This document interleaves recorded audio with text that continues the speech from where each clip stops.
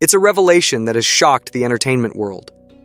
Court documents now confirm that Sean Diddy Combs' confiscated baby oil and lubricants were laced with GHB, a drug notoriously linked to date rape cases. This discovery was central to the federal indictment against Diddy, which includes charges of sex trafficking, racketeering, and coercion. As investigators uncover more, testimonies from victims paint a horrifying picture of what allegedly went on at Diddy's private freak-off parties. In a dramatic turn of events, law enforcement raided Diddy's residences earlier this year, uncovering more than 1,000 bottles of baby oil and lubricant.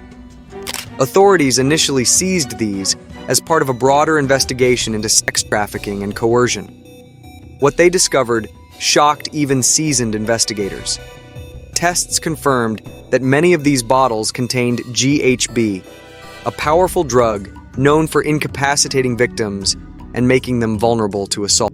Diddy's legal defense has tried to downplay the findings, with his lawyer, Mark Agnifilo, suggesting that the sheer number of bottles seized was exaggerated and claiming that Diddy simply buys in bulk. However, prosecutors have been clear. This wasn't about innocent purchasing habits. The bottles, they argue, were essential tools in the manipulation and control of his victims. Brave survivors have begun to step forward, sharing the harrowing details of what went on behind closed doors. One woman, represented by attorney Ariel Mitchell-Kidd, gave a chilling account of how Diddy allegedly sprayed her with baby oil during an assault. She thought at first it was just some strange ritual, Mitchell-Kidd explained in an interview. But it quickly became clear that something was terribly wrong. According to her testimony, the victim's body began to weaken almost immediately. She described feeling limp and powerless, unable to control her own movements. It wasn't until later, when the true contents of the oil were revealed, that she realized the substance had been tainted with a drug designed to paralyze her. Another victim reported a similar experience, stating that she was squirted with baby oil before feeling her body shut down. Her inability to fight back led to hours of abuse, all while being recorded without her knowledge. The terrifying events didn't occur in isolation.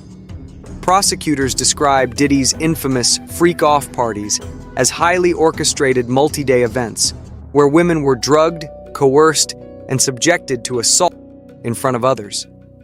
Court documents detail how Diddy allegedly used these parties to lure women under the pretense of romance or career advancement. Once they were at the events, Diddy, along with other participants, would provide victims with cocktails of drugs, GHB, ketamine, ecstasy, to ensure compliance. These drugs were often administered secretly, mixed into drinks, or applied topically through the oils and lubricants confiscated by authorities. The freak-offs were more than just parties. For the victims, they were a nightmare, a prolonged state of drug-induced compliance, often lasting for several days. Prosecutors allege that many of the assaults were recorded, adding another layer of coercion, as the victims were often unaware they were being filmed. For the victims, the trauma didn't end when the parties stopped. Many women reported needing IV fluids to recover from the effects of the drugs and the physical toll of the assault. One woman described feeling completely drained after days of being forced into participation, noting that even basic tasks like standing or eating were impossible for several days afterward. The physical effects were only part of the story.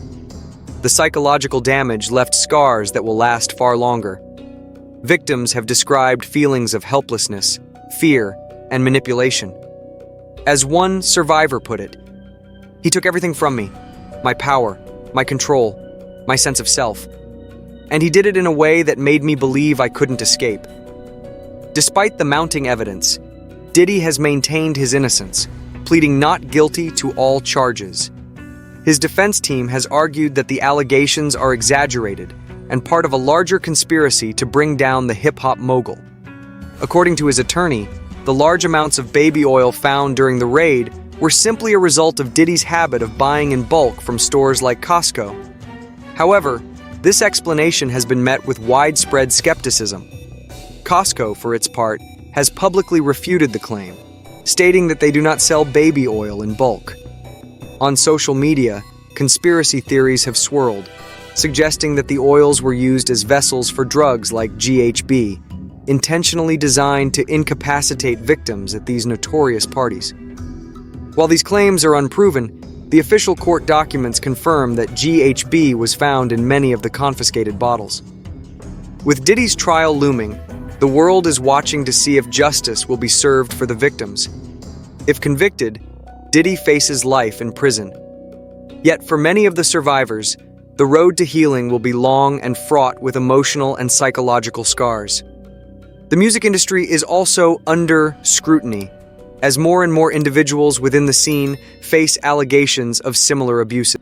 The question now is, how deep does this go? And will Diddy's trial spark a larger reckoning for the industry?